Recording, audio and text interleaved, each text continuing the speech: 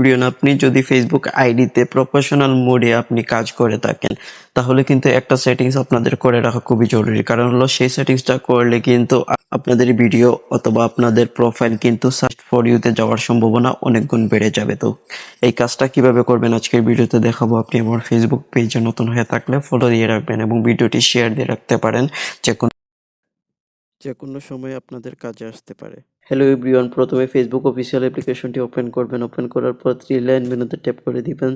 Three line মেনুতে tap করে দেওয়ার পর কিন্তু এরকম ইন্টারফেস চলে আসবে। আসার পর আপনারা কাজ করবেন, এখান থেকে সেটিংস অ্যান্ড প্রাইভেসিতে ট্যাপ করে দিবেন। তারপর আবার সেটিংসে ট্যাপ করে দিবেন।